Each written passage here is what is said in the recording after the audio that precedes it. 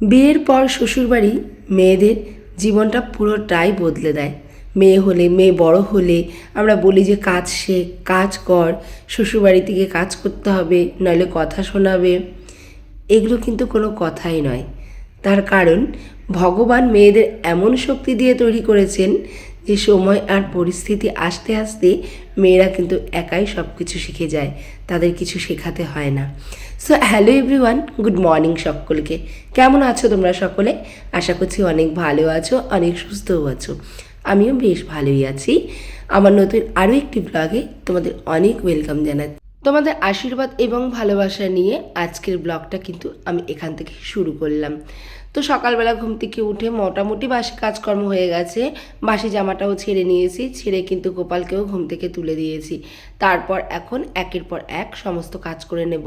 তার আগে উঠোনটাও ঝাড় দিয়েছি আর ঘরে দুয়ারের সামনেও জল দিয়েছি, কারণ বাসি দুয়ারে কিন্তু কখনো বাড়ির থেকে বেরোতে নেই। এটা আর কি বড়দের থেকে শেখা, মা বাবা শাশুড়ি মা সবাই একই কাজ করেছেন। সো আমরাও একই কাজ করি সংসারে। সংসার মানেই তো নিয়ম শৃঙ্খলা, আর সংসার মানেই কিন্তু সংসারের কাজগুলোকে সঠিকভাবে করা। তো সকালবেলা একটা ডিটক্স ওয়াটার, শরীরের যত্ন তো একদমই করা হচ্ছে না। ওই ঘর ঘর ঘর ঘর করে কিন্তু এতদিন কেটে গেল, শরীরের যত্ন একদমই হচ্ছে না। তো জিরা, মেথি আর একটু সিরামেন আর তার সঙ্গে মৌরি, এটা ফুটিয়ে একটা ডিটক্স ওয়াটার বানিয়ে নিলাম।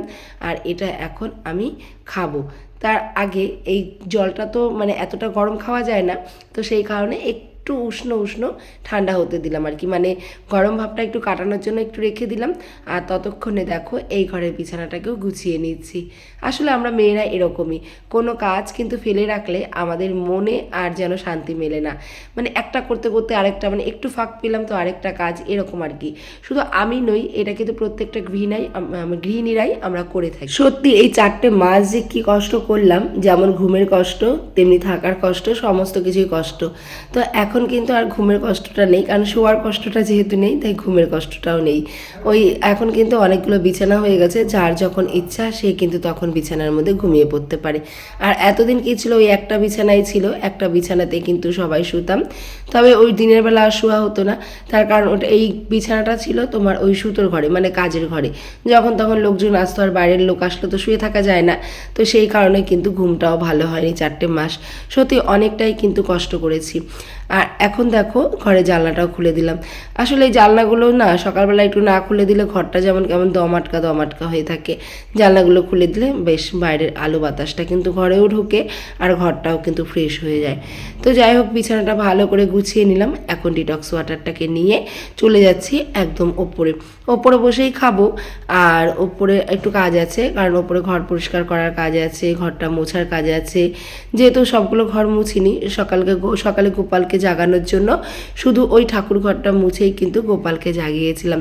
আর তাছাড়া কিন্তু কোনো ঘর আমার মোছা হয়নি। আর ওপরে বিছানাগুলো পড়ে আছে, তাই ভাবলাম যে ডিটক্স ওয়াটারটা নিয়ে একবারে উপরে চলে যাই। আর ওপরে কিন্তু এই জলটা খেয়ে তারপরে একদম চনমনে ভাব নিয়ে ওপরে সমস্ত কাজ কিন্তু একটু একটু করে নিতে পারবো। আর এই যে দেখো উপরে আমাদের ছোট্ট একটা ব্যালকনি, ছোট না মানে একটা রুমের সমান, ব্যালকনিটা অনেকটাই বড়। যদি ওপরটা এখনও গোছগাছ করা হয়নি, ওই টুকটাক করে আর কি আস্তে আস্তে গোছাচ্ছি। এখন পরিষ্কার হয়ে গেছে চারিদিকে, তবে গোছানো ব্যাপারটা এখনও হয়নি। তো এখন ওই চারিদিকে টুকটুক করে গোছাচ্ছি। দেখো সোফাটা বারান্দায় নিয়ে এসেছিলাম, আর আমাদের এই ব্যালকনির থেকে না পুরো রাস্তাটা, মানে পুরো এপার থেকে ওপারে যে পুরো পাড়াটা যতটা আর কি তাকানো যায় পুরোটাই কিন্তু দেখা যায়। তো এই ব্যালকনিতে বসে বসে ডিটক্সটা খেলাম। আর এখানে না ভেবেছিলাম প্রথমে ঠাকুর পাতবো, তারপরে সবাই না করছে, তো এই জন্য ঘরেই ঠাকুরটা পাতা হয়েছে। সবাই বলছে ব্যালকনিতে দাঁড়িয়ে একটু গল্প হবে বা বাড়ির লোকজন আসবে, ঠাকুর থাকলে তো বাইরের লোকজন ঢুকতে পারবে না, সেহেতু ঘরের মধ্যেই ঠাকুরটা পেতেছি আর বাইরেটা কিন্তু ফাঁকাই রেখেছি। চলো তোমাদের দেখিয়ে দিই যে আমাদের ঠাকুরের সিংহাসনটা দেখো সুন্দর করে কিন্তু সাজিয়ে গুছিয়ে নিয়েছি, মানে আমার মনের মতো করে। আর নৈহাটি গেছিলো কদিন আগে, দেখেছি একটা বড় মায়ের ছবি, মানে আমাদের পাড়ার থেকেই দুজন আর কি নৈহাটি গেছিলো বড় মাকে পুজো দিতে।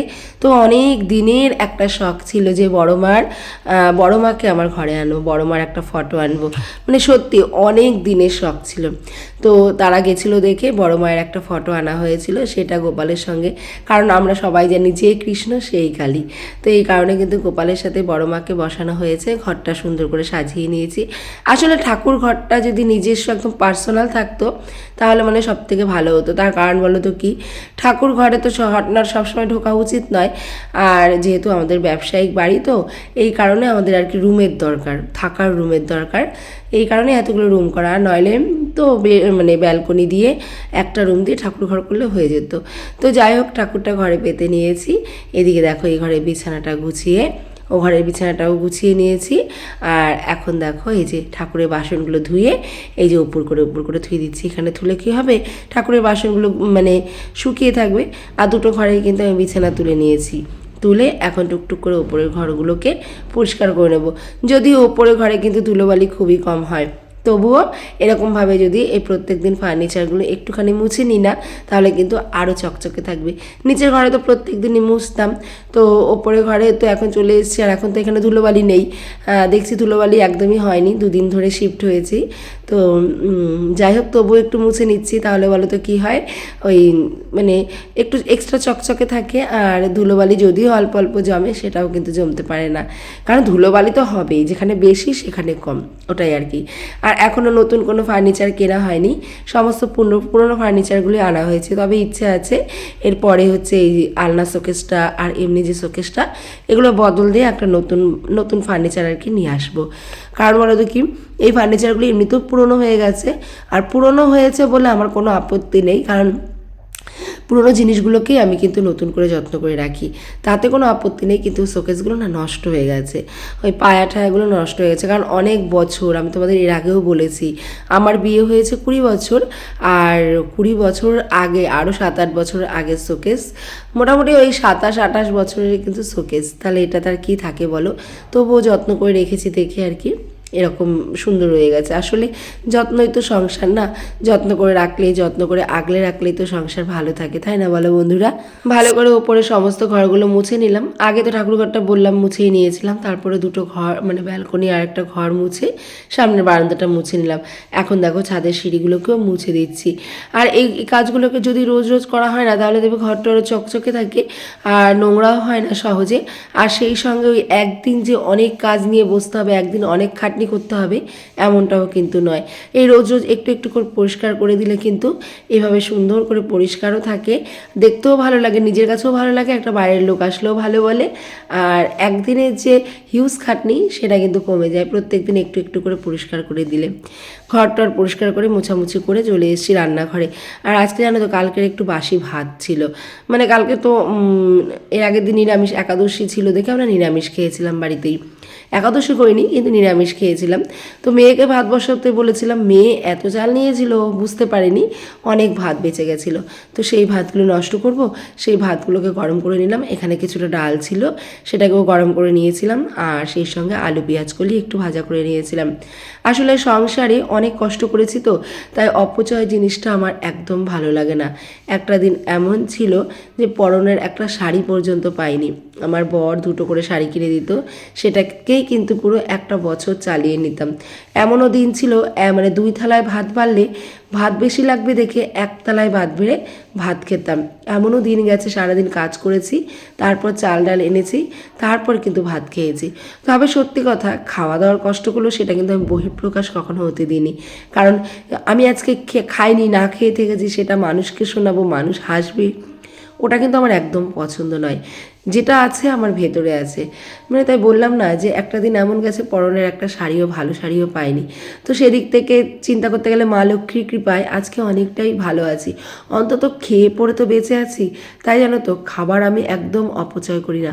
ভাতগুলোকে গরম করে, ডালটা গরম করে, পেঁয়াজগুলি আলু ভেজে কিন্তু সকালটা আমাদের দিব্যি চলে গেছিলো।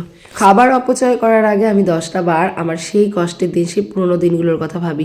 এমনও খাবার আছে একটু একটু কি নষ্ট হয়ে গেছে, আমার মেয়ে আমার ছেলে আমাকে বকে যে এগুলো খাবা না, কিন্তু আমি না সেগুলোও খেয়ে নিই। কারণ বলো দেখে, ওই যে খাওয়ার একটা কষ্ট করেছি, আগেকার দিনে অনেকেই ধরো কষ্ট করেছে, আর আমাদের আগে তো মানুষ আরও খাওয়ার কষ্ট করেছে। তবে যারা খাওয়ার কষ্ট করেছে তাদেরও, আর যারা খাওয়ার কষ্ট করেনি তাদেরও, আমার মনে হয় প্রত্যেকটা মানুষেরই মানে খাবার নষ্ট করা একদম উচিত নয়। কারণ এই যে আমরা সারাদিন হাড় ভাঙা পরিশ্রম করি, এত খাটুনি করি, শুধু তো এই পেটটার জন্যই বলো, পেটটা না থাকলে কি আমরা এত পরিশ্রম করতাম? কখনোই করতাম না। যাই হোক, মা লক্ষ্মীর আশীর্বাদে, মা কালী মানে ভগবানের আশীর্বাদে, গোবিন্দর কৃপায় কিন্তু আজকে মোটামুটি খেয়ে পড়ে ঠিকঠাক আছি। তো যাই হোক, তো ওই রান্নাবান্নাগুলো হয়ে গেল। সকালে তো সবাই খেয়ে নিয়েছিলাম। খেয়ে দিয়ে যা বাসনপত্র ছিল মেজে ঘষে পরিষ্কার করে এখন দুপুরের জন্য রান্না করছি। আজকে দুপুরে করবো একটুখানি আলু ফুলকপি দিয়ে রুই মাছের ঝোল। আর সকালে যে পেঁয়াজকলি আলু ভেজেছিলাম, তো তোমাদের দাদাভাইয়ের জন্য একটুখানি তুলে রেখেছি। আর আজকে আমরা শুধু মাছের ঝোল দিয়ে খাবো, কারণ ছেলে মেয়ে, আমার শাশুড়ি মার এরকম মাছের ঝোল হলে কিন্তু আর কিছু না হলেও চলে। তার জন্য আজকে আর এক্সট্রা করে ডাল ফাল করিনি, কারণ ডালটা করলে না নষ্ট হতো। আর যেহেতু গরম গরম ভাত, গরম মাছের ঝোল, সেই সঙ্গে একটু ভাজা আছে হাজব্যান্ডের জন্য, আর কিন্তু আমার কোনো টেনশন নেই। শুধু আলু আর ফুলকপি দিয়ে আজকে ওই রুই মাছের ঝোলটা রান্না করব। আর সত্যি কথা বলতে, মাছ আর সবজি যদি সমানে সমানে মেলে আর মাছটা যদি ভালো হয়, দেখবে মাছের ঝোল এমনিতেই টেস্ট হয়। যতই তুমি অল্প তেল দাও, অল্প মশলা দাও, সেই মাছের স্বাদটাই কিন্তু তরকারিতে লেগে যায়। আর যদি মাছটা ভালো না হয়, যত তেল মশলা দিয়েই রান্না হোক না কেন, সেই মাছ কিন্তু তরকারি একদমই ভালো হয় না। আর সত্যি কথা বলতে, আমাদের বাড়িতে আমরা প্রত্যেকেই কিন্তু এরকম সিম্পল খাবার দাবার খেতেই ভালোবাসি, মানে ঘরোয়া যে মাছ, ডাল, সবজি, ভাত, মাংস, এগুলো খেতেই ভালোবাসি। আর আমাদের বাড়িতে ফাস্টফুডটা খুবই কম হয়। শুধুমাত্র আমার ছেলে ফাস্টফুড খেতে ভীষণ ভালোবাসে, আমরাও ভালোবাসি, কিন্তু আমাদের যেহেতু আমরা বড় হয়ে গেছি, বুদ্ধি হয়ে গেছে আমাদের, আমরা ফাস্টফুডটা অতটাও খাই না। তবে ছেলে তো অনেকটাই ছোট, ও তো এখনও বোঝে না যে ফাস্টফুড খেলে কতটা ক্ষতি হতে পারে, তো ও আর কি অনেকটাই ফাস্টফুড খেয়ে নেয়। তবে আমার অতটাও ভালো লাগে না। যাই হোক, গল্পে গল্পে এখানে কিন্তু মাছের ঝোলটা হয়ে গেছে। আর জানো তো, যদি কেটে কুটে আগের থেকে একটু রেডি করে নেওয়া যায়, রান্না করতে কিন্তু একদম সময় লাগে না। আর আজকে কিন্তু আমি সমস্ত কেটে বেটে রেডি করে তারপর রান্নাটা বসিয়েছিলাম, এই জন্য কিন্তু আমার রান্নাটাও আজকে খুব তাড়াতাড়ি হয়ে গেছে। আর মাছের ঝোলটা বসিয়ে দিয়েছি। আর এই বছর যা ফুলকপির দাম গেল, একদম কমলো না। অন্যান্য বছর আমরা তো গ্রামে থাকি, ধরো আমাদের আশেপাশে চাষবাস হয়, অন্যান্য বছর কিন্তু ফুলকপির দাম, বাঁধাকপির দাম, ফুলকপির দাম, সমস্ত সবজির দামই কিন্তু কম থাকে। তবে এবছর কিন্তু সবজির দাম একদম কমেনি, এখনও 30 টাকা, 35 টাকা, 40 টাকা পিস কিন্তু ফুলকপি। যাই হোক, ফুলকপি সিজন তো চলে যাচ্ছে, শীত যাওয়া মানে বাঁধাকপি, ফুলকপি সব চলে যাওয়া। তো এই জন্য আর আমার ফুলকপিটা না ভীষণ ভালো লাগে। সব সবজি মানে সবজি জিনিসটা আমি ভীষণ পছন্দ করি, ফুলকপিটা আমার দারুণ লাগে। বাঁধাকপিটা অতটা আমি বেশি ভালো খাই না, ফুলকপিটা আমার খুব ভালো লাগে। যাই হোক, ওদিকে মাছের ঝোলটা বসিয়ে দিয়ে এসে এখন দেখো তাড়াতাড়ি করে নিচের ঘরগুলোকে সব ঝাড় দিয়ে নিচ্ছি। নিচের ঘরগুলো সকালে একবার মুছে দিয়েছি, আর এখন ভালো করে পরিষ্কার করে একটু ঝাড় দিয়ে নিচ্ছি, কারণ প্রায় 1:30 বাজতেই গেল। এরপরে আবার খাওয়া দাওয়া করবো, তারপর আবার বিকেল হয়ে যাবে, তখন আবার একবার ছোট্ট করে ঝাড় দিয়ে দেবো। কিন্তু এখন একটু ভালো করে কানিকোনা মেরে পরিষ্কার করে কিন্তু ঝাড় দিয়ে নিচ্ছি। ঘরটাও ঝাড় দিয়ে, বারান্দাটা ভালো করে ঝাড় দিয়ে নিলাম, আর এখন বাইরেটাও ঝাড় দিয়ে নিচ্ছি। আর পরিষ্কার করে ঝাড় দিয়ে রাখলেও দেখবে অনেকটা সময় কিন্তু ঘর দুয়ার পরিষ্কার থাকে। আর আলগা আলগাভাবে নোংরাভাবে ঘর ঝাড় দিলে বলতে কী হয়, একটু পরেই আবার বালি বালি হয়ে যায়। তাই আমি চেষ্টা করি যখনই ঘর দুয়ার ঝাড় দিই বা ঘর দুয়ার মুছি, একদম কানি কোনা এঁটে পরিষ্কার করে পরিচ্ছন্ন করে একদম মানে খাটের তলা ঠলা দিয়ে সুন্দর করে কিন্তু ঘর দুয়ার পরিষ্কার করে রাখার চেষ্টা করি। এদিকে মেয়েও পড়তে চলে গেছিলো, মেয়েরও পড়ার থেকে আসার টাইম হয়ে গেছে, আমার রান্নাবান্নাও হয়ে গেছে। রাতের জন্য একটু আটাটা সেট করে রাখলাম, কারণ আজকে একটু পার্লারে যাওয়ার কথা ছিল, তবে একটা বিশেষ কারণে আর কি ম্যাম ফোন করে না করলো, এই জন্য আর যাওয়া হয়নি। তবে আগে তো আমি জানতাম না যে যাব না, তো এই কারণে রাতের জন্য একটু আটাটা সেট করে রেখেছিলাম। তারপরে একটুখানি তরকারিও রান্না করে রেখেছি রাতে রুটি দিয়ে খাওয়ার জন্য। তবে যাই হোক, এরকমভাবে যদি বুদ্ধি করে একটু একটু করে সব মানে দুপুরের দিকে কাজটা এগিয়ে রাখা যায়, রাতটা তো অনেক সহজ হয়ে যায়, আর সংসারের কাজগুলোও না অনেকটা সহজ হয়ে যায়। তো এইভাবেই না আমি আর কি চেষ্টা করি সবসময় যে একটু ফাঁকা টাইমে বসে না থেকে ঠিকঠাক করে গুছিয়ে কাজ করার। তবে একটা কি সমস্যা হয়ে গেছে জানো তো, সমস্যা হয়ে গেছে, এত বড় বাড়ি আর কি, ঝেড়ে মুছে পরিষ্কার করে সমস্ত কিছু করতে করতে না হাতে অনেকটাই সময় পাচ্ছি না। যেহেতু আমাদের বাড়িতে কাজ আছে, মেশিন চালানো আছে, সুতো ঘোরানো আছে, এইগুলো সময়টা না এখন না আর সেরমভাবে পাচ্ছি না। তবে চেষ্টা করতে হবে আরেকটুখানি সময় বার করা, কাজগুলোকে আরেকটু তাড়াহুড়ো করে করা। কারণ দেখো, মধ্যবিত্ত পরিবারের বউ আমরা, ওই যে বললাম একটা দিন খেতে পাইনি, জামা কাপড় পাইনি, তো সেই জায়গার থেকে এখানে উঠে এসেছি। তো আমার সেই দিনগুলো তো ভুলে গেলে চলবে না। আয়েশ করে পায়ের ওপরে পা তুলে বসে খেলে কিন্তু রাজার গোলাও ফুরিয়ে যায়। আর আমরা তো সাধারণ মানুষ মাত্র, 2 টাকায় ইনকাম করে পায়ের ওপর পা তুলে খাওয়ার চিন্তা ভাবনা কিন্তু আমাদের নিলে হবে না। সংসারকে ভালোবাসতে হবে, সংসারে কাজকর্ম করতে হবে, সেই সঙ্গে হাজব্যান্ডের পাশাপাশি কিন্তু হাজব্যান্ডকেও একটু হেল্প করতে হবে। কারণ সংসারটা কিন্তু শুধু হাজব্যান্ডের একার নয় যে হাজব্যান্ড একা ইনকাম করবে আমরা খাবো, এটা এরকম কিন্তু কিছু নয়। হাজব্যান্ডের সঙ্গে সঙ্গে আমাদের প্রত্যেককে কিন্তু একটু হলেও হেল্প করতে হবে। তার কারণ সংসারটা আমাদের প্রত্যেকের, বাড়িতে যদি আমরা 5 জন থাকি সংসারটা কিন্তু আমাদের 5 জনারই। তো 5 জনার মতো করেই কিন্তু সংসারটাকে চালাতে হবে। তাই একে অপরের পরিপূরক হয়ে একে অপরকে হেল্প করে সাহায্য করে কিন্তু আমাদের সংসারটাকে চালানো উচিত। সমস্ত কাজকর্ম আমার হয়ে গেছিলো, তারপর স্নান করে এখন দেখো সুন্দর করে পুজোটা দিয়ে নিয়েছি। কী যে তৃপ্তি! সত্যি সংসার মানেই তো সংসারের কাজকর্ম, রান্নাবান্না করা, গোছানো, ঠাকুর পুজো দেওয়া, এইসবই তো সংসার বলো। আর এইসব কাজগুলো না করতে পারলে কি সংসার মনে হয়? একদম মনে হয় না। ভালো করে পুজো দিয়ে তারপরে 2 পৃষ্ঠার গীতাও পাঠ করে নিয়েছিলাম, করে এখন দেখো চুলটাকে ভালো করে মুছে নিচ্ছি, মাথাটা আঁচড়াবো আর কি। আর আমাদের তো বলো স্নান করার পরে একটাই ভালো মতো কাজ, যেটাকে একটুখানি নিজেকে আয়নার সামনে দাঁড় করানো, একটু নিজেকে ভালো মতো দেখা, নিজেকে পরিপাটি করা। এই সময়টুকু কিন্তু আমরা সবাই পেয়ে থাকি এবং আমাদের বার করতেই হয়। যাই হোক, এই ব্যালকনিটা হয়ে ভালোই হয়েছে, একটু ঘোরাঘুরিও করা যায়, একটু সবাইকে দেখাও যায়, এখান থেকে কথাও বলা যায়। হ্যাঁ, এখন দেখো ভালো করে মাথাটা আছে। আমাদের যে বাঙালিদের যে সবথেকে বড় রীতিনীতি সেটা হলো স্নান করে সিঁদুর ছোঁয়ানো। তো যাই হোক, স্নান টান করে নিয়েছি, এখন সিঁদুরটা পরে নেব। আর সবার উদ্দেশ্যে বলি, আমি যেটা মানি আর কি, যেটা বড়দের থেকে শিখেছি, কখনো খোলা চুলে কিন্তু কেউ সিঁদুর পরো না। খোলা চুলে সিঁদুর পরতে নেই, সবসময় চুলটাকে একটা গার্ডার হোক বা একটা ক্লিপ হোক দিয়ে আটকে তারপর সিঁদুর পরবে। চলো বন্ধুরা, আজকে এই পর্যন্তই রাখছি। ভিডিওটি ভালো লাগলে একটা লাইক করো, কমেন্ট করো, চ্যানেলটাকে নতুন বন্ধু যদি হয়ে থাকো সাবস্ক্রাইব করো। আর যদি আরও একটু ভালো লাগে তাহলে প্লিজ একটু বন্ধুদের মধ্যে শেয়ার করো, কারণ আমিও চাই ইউটিউবে একটু জায়গা করতে, হাজব্যান্ডকে একটু হেল্প করতে। চলো টাটা।